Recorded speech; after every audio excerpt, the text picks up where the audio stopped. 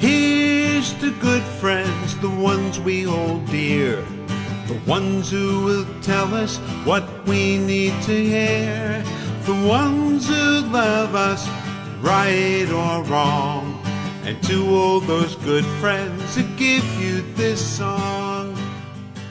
Well, hello, good friends, and welcome back to The Last Walk, Remember When, with your host, Ron Baumbach. And today, we're going back in time. We're going into a phone booth, just like your buddy Superman did years ago.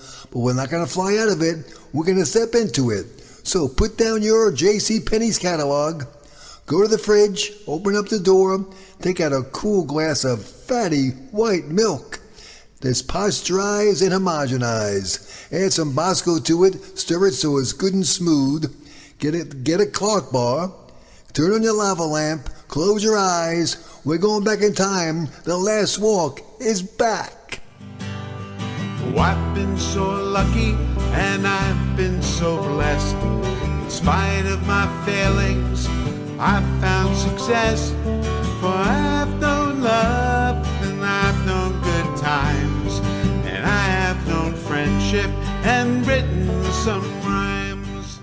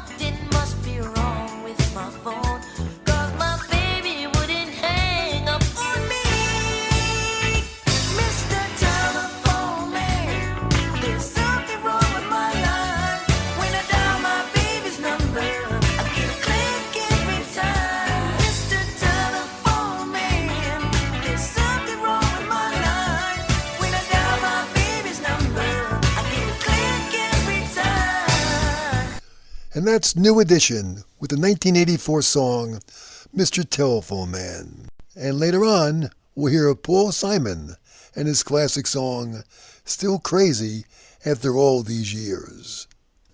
And with that, I thought I'd bring back a show and a story about a telephone booth, which brings back fond memories. The reason being, last week in New York City, they finally took away the last telephone booth in New York City. They're all gone, folks. No more telephone booths. They're history. And soon you'll hear my story about the missing telephone booth. She let the phone ring 20 times before she answered. Let me tell you what happened then. A minute later, I got the operator saying, please hang up and place your call again. Baby, Mr. Telephone Man, there's something wrong with my line. When I dial my baby's number, I get a click every time. Mr. Telephone Man, something's wrong with my line.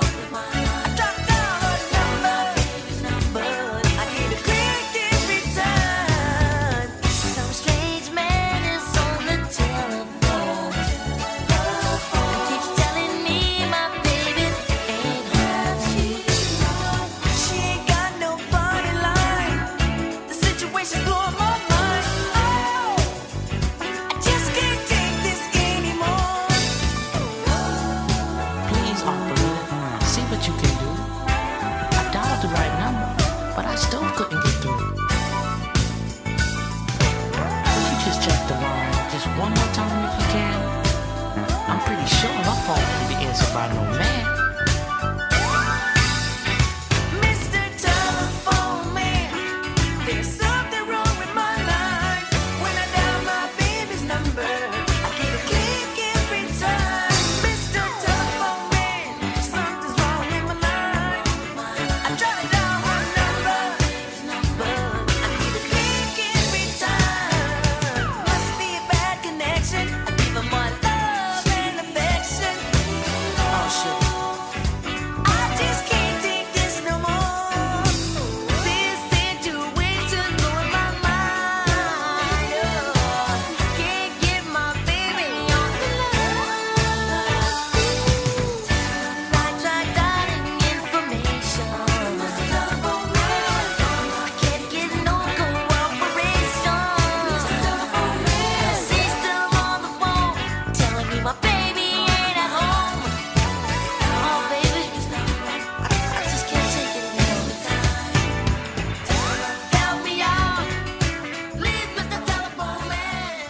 The following is a true story. It was actually broadcast nationwide throughout the USA due to my brother Dick, who worked for ABC News at the time. It was also published in some magazines. It was a Tuesday, a balmy day in May in 1972, when I was supposed to meet my manager Bob Auld for a full day of sales calls in Manhattan. Back then, the company, Emory Air Freight, supplied us with a tool called a pocket date timer. Now, these little things came in a cool 4-inch by 6-inch by 6-inch black box, with each month being spiral bound. Nothing electronic such as a smartphone, a cell phone, a beeper, a Palm Pilot, a BlackBerry, etc., but a small black vinyl enclosed monthly pocket calendar that we would write our appointments in, keep our important daily notes, addresses, phone numbers, and a bevy of other tools of the infamous sales trade. It easily fit into our inside breast pocket of the daily attire of the day. A suit, either a 2-piece or 3-piece suit, that was a business armor of men's fashion back then. Now women started to wear dresses or skirts or blouses. The Hillary Clinton pantsuits were just entering society.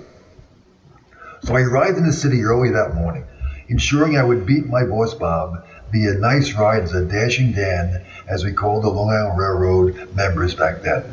I took the 717 from Mineola to Penn Station, getting in around 8:05 in the morning. I took the escalators all the way up to the top of the 7th Avenue exit and crossed the street to find a phone booth to check into my office and find out where I was to meet my leader. You wanted to know exactly where to meet him. You didn't want Bob to wait for you. I had a nice chat with our secretary, Diana, but the telephone operator kept asking me to deposit more nickels. So I gave Diana the phone number of the phone booth I was in so she could call me back. This was years before anyone thought of calling cards or obviously cell phones. Diana called back, and I dutifully wrote down my messages.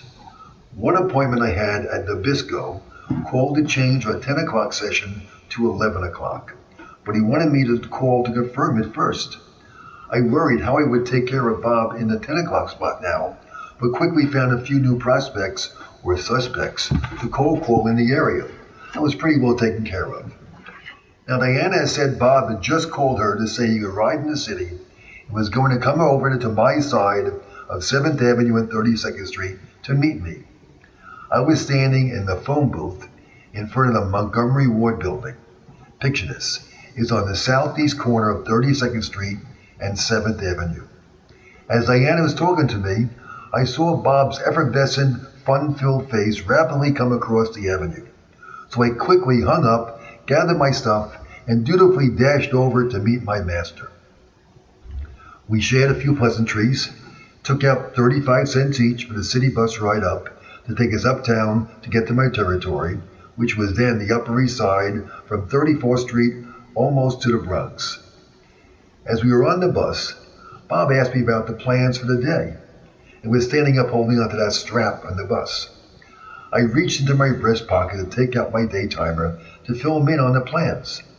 As I'm doing so, I mentioned I needed to call Mr. Waxon of Nabisco to confirm the appointment change. My face suddenly dropped. Bob said, "What's up?" I said, "Bob, I can't find my day timer. It's not in my suit pocket." Bob made a few choice comments, which he could do back then. I sweated profusely. I went down to my knees while on the bus and went through single-handedly my briefcase. But I knew it wasn't there, since I knew I put it in my pocket after talking to Diana on the phone by Montgomery Wards. I searched and searched, but couldn't find it. It drove me crazy. Everything I needed for my job was in that pocket treasure. Everything. Bob had to calm me down. He was really good. We went about doing our calls. I apologized to Mr. Waxon for not calling him back. We had lunch together, which was normally a training lecture for Bob, but this time was more a consoling time for Bob. My mind was elsewhere. How could I lose my day timer? My mind was spinning. As the day came to an end, we headed back to get our trains back home. Many times Bob would take the Grand Central No. 7 subway to Van Dam Station, get on the Long Island Railroad diesel out to Huntington, which meant he didn't have to go to Jamaica. I meandered back to Penn Station myself, alone, annoyed, disappointed, and forlorn. I backtracked my steps and realized the very last place I put my daytimer was when I was on the phone with Diana that morning.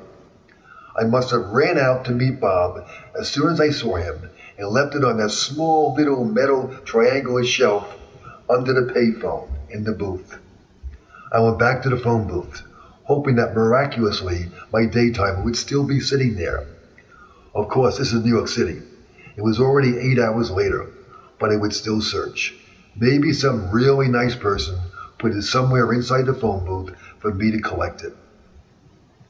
Then the madness began. I walked over to 7th Avenue and 32nd Street to get back into the phone booth. But when I got there, the strangest thing was in front of me. Not only was my pocket daytimer not there, but neither was the phone booth.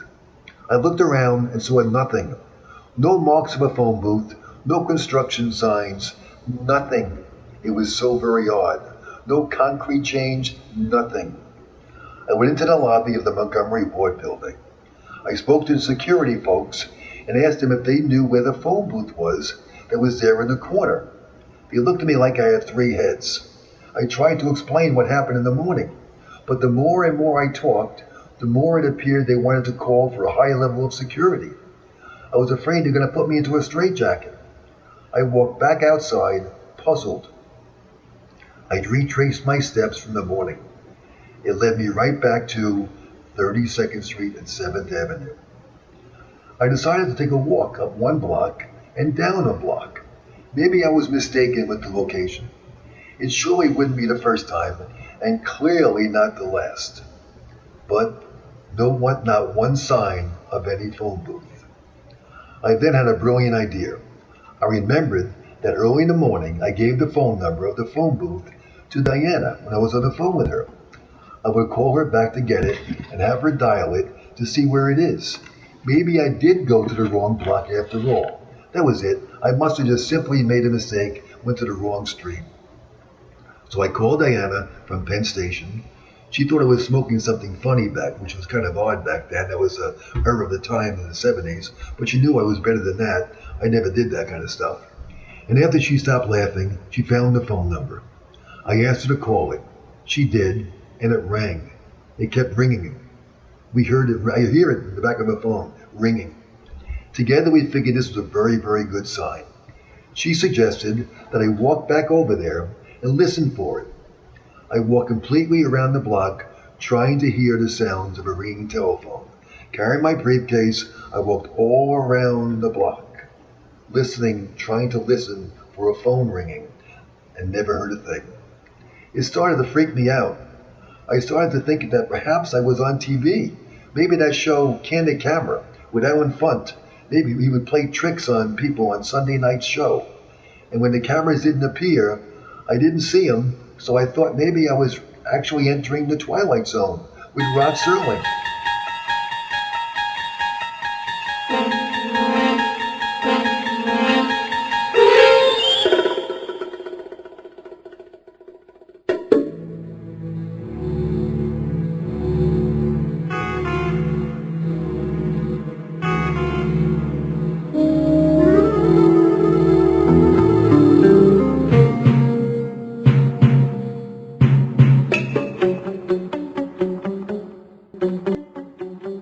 Was this stuff real? Am I going to a different walk?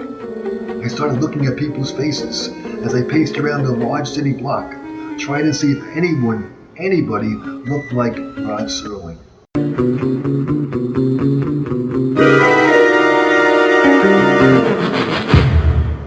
But nothing.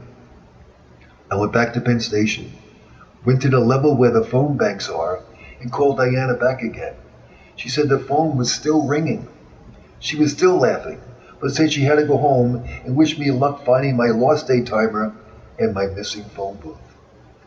I sat on the Penn Station chair in front of my public phone booth, the one I was in at Penn Station, thinking, am I actually going crazy? I dialed the operator and back then you dialed O for an operator, and the calls were free. The operator answered, very pleasant, and the first thing out of my mouth was, "I would like to report a missing phone booth." The operator went, okay, a missing phone booth? Obviously she thought I was crazy. I was some New York City wacko doing his crazy thing on the phone line. I emphatically stressed to her, no, I was not nuts. I told her what happened early in the day, and I pleaded with her that I needed to get my daytimer. After what seemed like forever, and in between her breaking down in laughter, she did try to help me. She said there was actually a department that was in charge of phone booths in New York City, and she gave me their phone number. I called these folks. They were fortunately still working. It was now 6:15 at night. But they said they knew nothing about it, but said they would look into it. They asked me to call back another time, maybe in the morning, and after they researched it. I got the feeling they were also saying the same thing to people who said they saw elephants in a phone booth or saw Clark Kent enter a phone booth. So I figured this is not the people this would speak to. So frazzled, I decided to go back home. I took the longest train ride home I had taken yet, thinking I'm really cracking up. Now at home, this is way before I got married, I relayed the story to my mom and dad.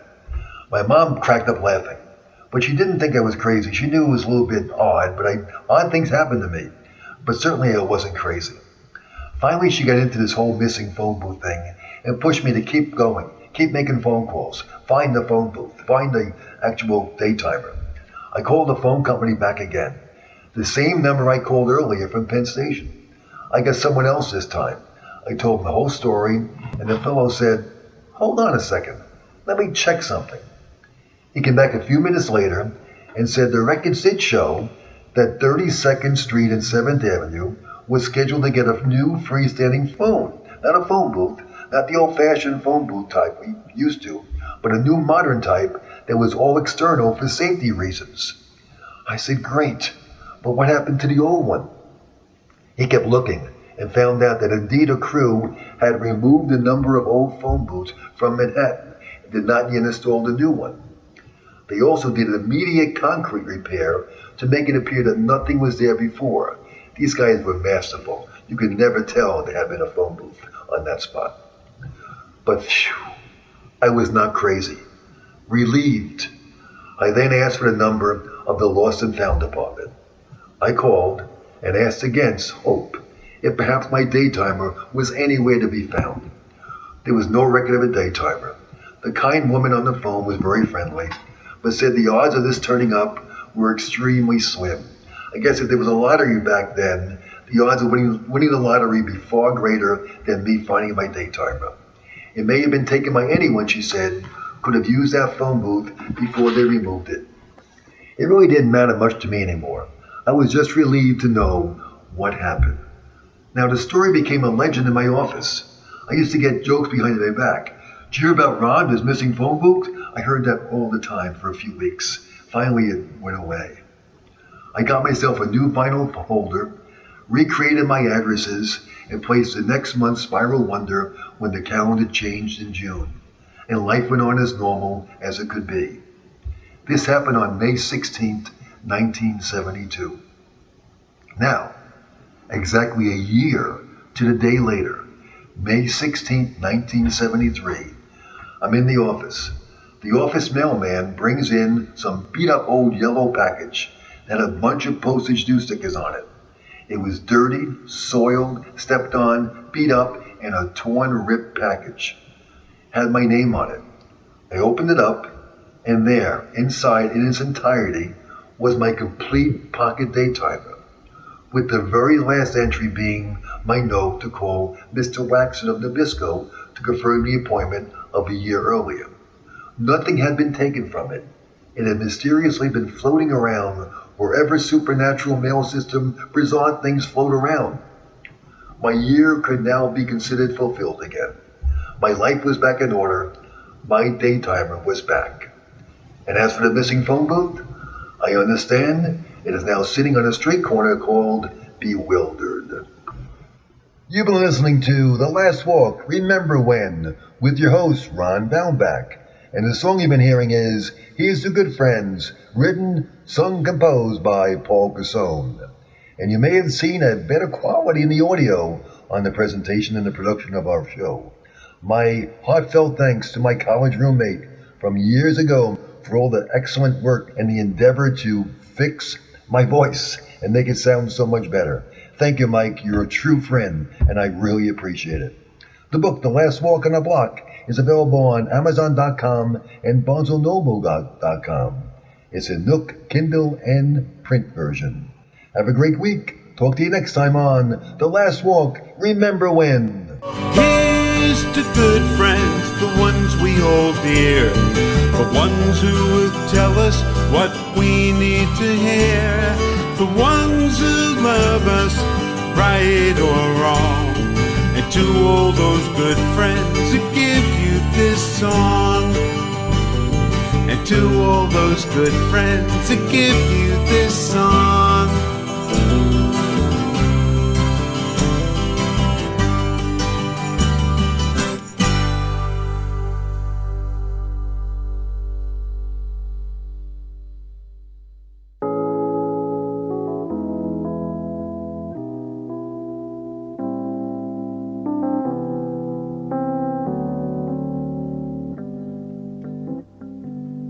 I met my old lover on the street last night. She seemed so glad to see me. I just smiled, and we talked about some old times, and we drank ourselves some beers. Still crazy after all these years. Oh, still crazy after all these years.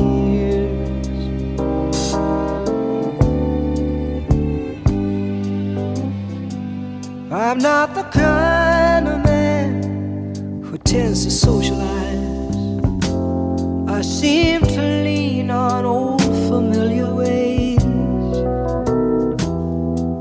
and I ain't no fool for love songs that whisper in my ears.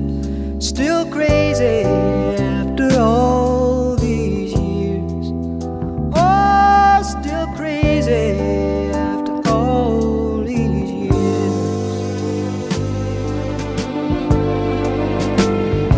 4 in the morning, crapped out, yawning, longing my life away. I never worry, why should I? It's all gonna fade.